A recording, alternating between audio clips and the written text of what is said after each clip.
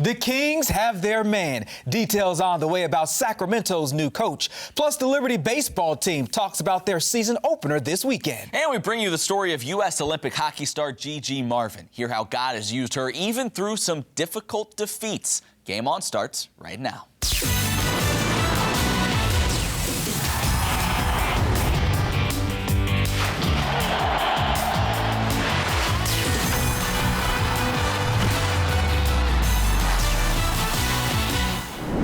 Welcome to Game On. I'm Matt Warner. He's Clement, Townsend, and what a show we have for you. We'll talk hoops, hockey, baseball, golf, track and field, and even tennis on today's show. Basically, we've got it all covered. And we're thrilled now to be joined by Hall of Fame quarterback Jim Kelly, former Buffalo Bill great. Thanks so much for coming on the show today. My pleasure. Thanks for having me. I knew that I wanted to be a better person. I knew I needed to be. And when God came into my life, when I became a Christian in 2007, it was like the old saying that, it just came upon me as like a breath of fresh air. The old saying, the piano lifted off your back.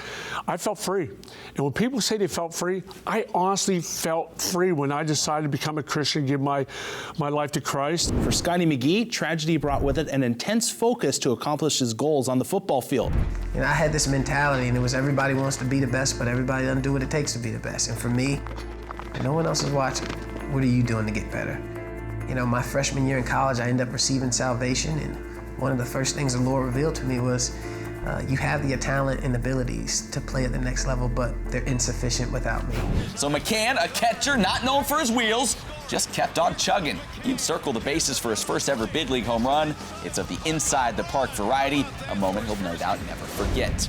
Speaking of James McCann, prior to this season, our own Clement Townsend caught up with a young catcher who has a remarkable story of how God's faithfulness and his parents' obedience has led him to this point. McCann's mother had a stillbirth just months before she was pregnant with him. And while carrying McCann, a complication occurred. I had a 1 in 4 chance of surviving, and if I did survive, it's pretty much guaranteed that I was going to be physically or mentally disabled. So they advised an abortion, if you could say. My parents said, no, we're going to put our faith in God. And the first words that came out of my mom's mouth when I was born was not bad for a 1 in 4 chance. I want to establish myself, establish myself for the future, a role in the big leagues. But at the end of the day, it's not the Tigers' plan, it's not my plan, it's God's plan. And whatever He has in store for me, I'm going to embrace it, and I'm going to run with it, and use the platform that He's given me to reach others and spread His love and His mercy and His grace. Pat Williams. At first glance, he might look like your typical 74-year-old man. This basketball Hall of Famer has had great success in the sports world. Gosh, I'm having all this success and enjoying it, but there's still this empty feeling inside of me.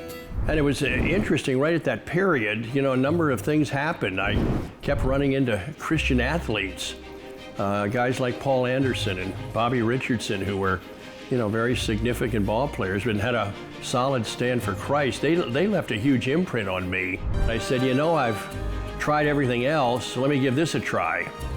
Well, you better mean business if you invite Christ into your life, because I followed all the instructions, and he came into my life in a powerful way. We have a special guest in studio, teenage racing phenom William Byron, and you didn't just come along, you brought your car. We appreciate that. Welcome to another edition of the NHL Rink Report. Now, in a couple of weeks, it's my Christmas. That's going to be the NHL trade deadline. Not any of my talent, but it's all talent that Christ has given me that I'm able to go out there and perform with. Clement, I love what AJ says here. I think he totally understands what that passage is saying. It's time to go in the dugout, as we do each and every week. Nick Pierce joins us from Liberty Baseball Stadium to talk a little Flames baseball. Nick, thanks for making time as always. Hey, no problem. Just taking a little break from March Madness to talk some baseball. Hey, glad you can do it. When Andy Lopez sits down in his office each day, he's surrounded by memories of the unlikely success he's achieved as a college baseball coach. So a year after the national title of 2012, I'm saying goodbye to my mom, and I was very close to my mom and my dad. Very, very close to my parents.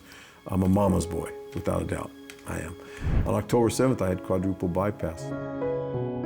I do remember saying, Lord, I'm not scared to die. I really wasn't. I missed the heck out of my family, sheesh. Whew. But very thankful for all that I'd been given. And I wasn't scared to die, but I was like, wow, Lord, like you've been really good to me. Like, you know, like I'd like to live if it's okay. You know, if it's your plan. And once again, here I am. How do you make a bat? Well, not surprisingly, it all begins in the woods. Step 1, chop down a tree. We put the billet on the lathe and take it for a spin. In the time it takes to make a box of mac and cheese, a bat is created, although there's still some fine-tuning left. A beautiful bat made by a man passionate about the game and excited to pass his love of baseball on, one piece of lumber at a time. And Mr. Quinn actually gave us this bat. If you can get a look here, a shot of this, our own personalized bat, both for myself and our photographer. This is probably one of my favorite stories that you've ever done. It reminds me of Mr. Rogers when Mr. McFeely would come and they would show you the process of something. That's always been my goal. It was just like... Welcome to the first annual Tiny Town Match Play Invitational. Rhett, you up for it? Yeah, bud, I'm here, ready to go, man.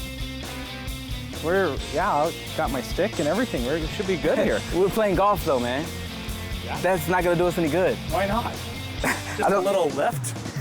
Yeah, maybe you should use this. All right. We put up a good fight, but even with a little help from Sparky, we dropped all 3 matches. There's always next year, though, but first, we'll have to figure out how to get through that windmill. Yeah, every year there are the so-called bubble teams, huh? You didn't think we'd do it. Teams that are right on the edge, teams that need a strong performance in their conference tournament to avoid seeing their bubble burst. That's gonna be a big one. Meet David Dudley, a professional angler in the Fisherman League worldwide. He is the all-time leading money earner of the FLW, with his career earnings just over $3 million. God laid fishing upon Dave's heart at a very young age, and he's been passionate about it ever since. That's what you call going after one, boy. 45 grand for a fish, huh? I need a new career. It's time for that part of the show where you never know what to expect. That's right. The always surprising Rhett McGibbon here for a little warm, hot, and fuego. Let's get things started with warm. Yeah, it was a busy week in sports at Liberty here this past weekend. And starting with warm, we're going to look at Becker Sankey. And he Sankey'd the Blue Hoses ship in baseball this past weekend.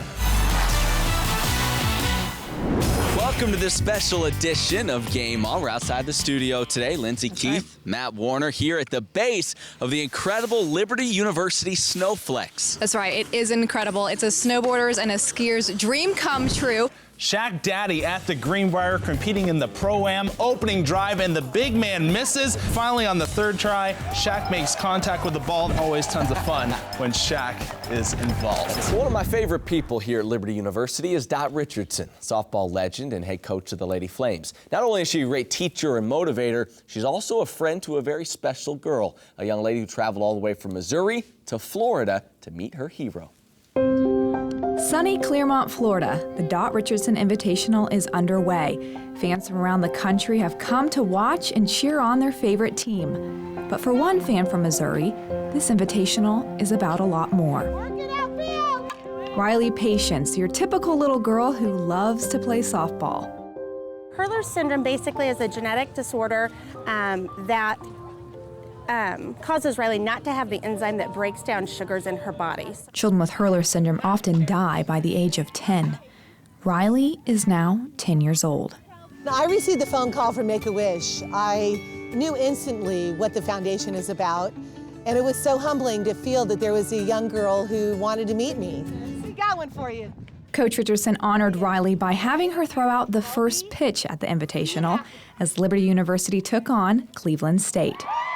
She's such a blessing. It's really humbling. It's a really humbling experience, and it's just so awesome to have her with us and having a great time with us. It just makes it all the more better. And I tell you, bringing us to victory over Cleveland State, it's a shout out to Riley. You're amazing. You got the courage of a lifetime. We love you. That's for you, little one. You. I heard that. I love it. Awesome. You are inspiring. I love it.